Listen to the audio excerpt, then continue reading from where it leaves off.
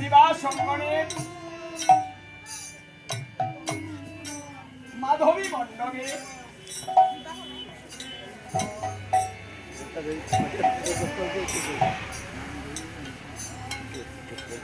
সেবায় চাপেন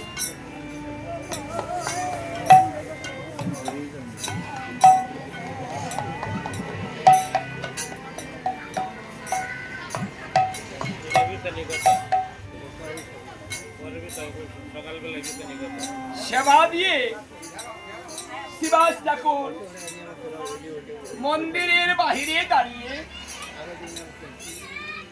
গললগ্ন কৃত ভাসে নয়নে জল ছেড়ে দিয়ে আমার মহাপ্রভুকে বলছে, হে প্রভু, এ জগতে যা কিছু আছে সব কিছু তুমি সৃষ্টি করেছো।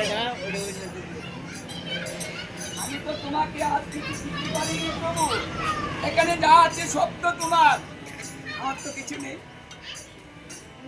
তাহলে ভক্তের কাছে ভগবানকে দেবার মতো কি আছে, কি দিতে পারে? যিনি অনন্ত কোটি ব্রহ্মাণ্ডের মালিক, তাকে কি আমরা কিছু দিতে পারি? তাহলে তিনি কেন সেবায় বসলেন? উনার কি এতই অভাব হয়েছে যা গোলক বৃন্দাবনে নেই? গোলক বৃন্দাবন পরিত্যাগ করে উনি ভুলকে এসেছেন, ঐশ্বর্য পরিত্যাগ করে কাঙাল হয়েছেন, ভগবত তত্ত্ব ছেড়ে দিয়ে জীব তত্ত্ব ধারণ করেছেন। কেন করলেন? কেন আসলেন? কেনই বা বলছেন তুমি আমাকে দাও? যদি অভাবে না পড়বে তাহলে মহাপ্রভু কাঁদে কেন? কারণ শাস্ত্রে বলেছে অভাবে পড়িলে সকলেই কাঁদে, অভাব যার নাই। তাহলে যার অভাব নেই উচ্চস্বরে কাঁদে প্রভু, জীবেরও লাগিয়া চৈতন্য করায় জীবকে এই কৃষ্ণ নাম দিয়া। আমার মহাপ্রভু কাঁদছে, অনৈ চৈতন্য জীবকে চৈতন্য দান করার জন্য নিজে চৈতন্য নাম ধরেছে। তাই আমার মহাপ্রভুর এক নাম চৈতন্য মহাপ্রভু। এই শিরোনাম ৩২ অক্ষর জীবের চৈতন্য করানোর জন্য নিয়ে আসলেন। এই জগতে হরিনাম করিতে প্রচার, আপনি হইলেন প্রভু বহুর অবতার। এই জগতের জীবকে এই হরিনাম দেবার জন্য তিনি গোলক বৃন্দাবন পরিত্যাগ করে রাধা কৃষ্ণ দুই দেহ এক হয়ে গৌরাঙ্গ হয়ে কি করলেন? এই নাম প্রবর্তন করলেন, নাম প্রচারের জন্য সকল ভক্তকে নির্দেশ দিলেন এবং তিনি সিদ্ধান্ত নিলেন আমি এখানেও বৃন্দাবন বানাবো। কারণ আমি রাধা রানীকে কথা দিয়েছিলাম এখানে অসংখ্য বৃন্দাবন হবে, সেই বৃন্দাবনে আমি সদাই হয়ে যাব, আমি ব্যক্তি হয়ে যাব।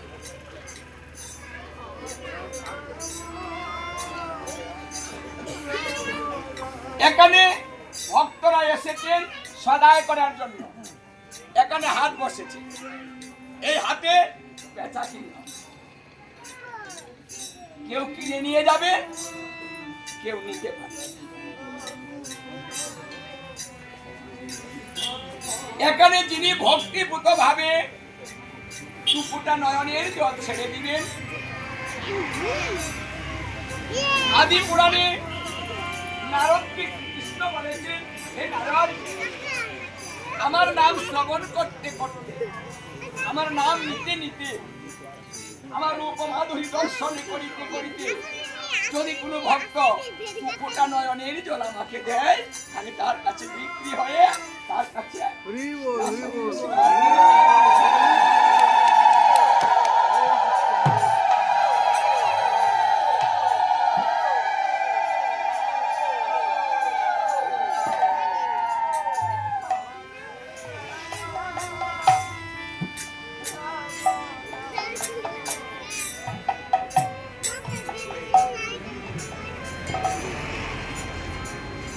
হরে কৃষ্ণ হরে কৃষ্ণ কৃষ্ণ কৃষ্ণ হরে হরে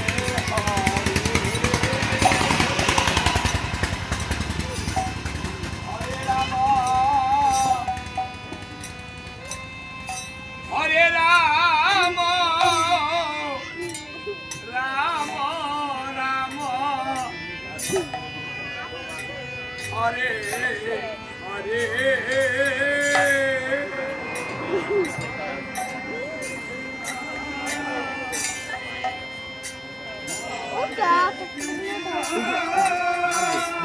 আমার গোবিন্দকে কিনতে হলে কোনো টাকা পয়সা অলংকার গাড়ি বাড়ির প্রয়োজন হয় না যদি কোনো ভক্ত পুত্র নয়নের জল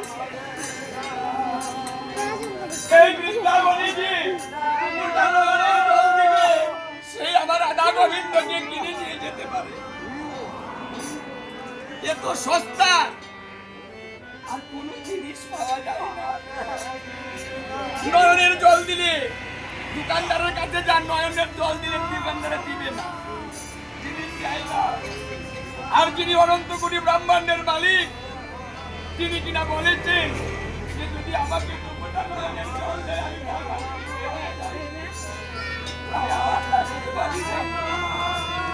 আমি সেই ভক্তের কাছে আমি তার দাস হয়ে যাই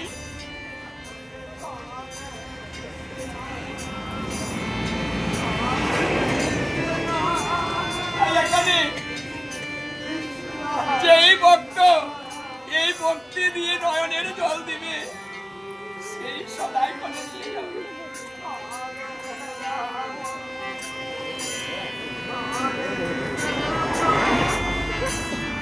দেখিতে দেখিতে আমাদের কিন্তু এই হাতের বেলা শেষ হয়ে যাচ্ছে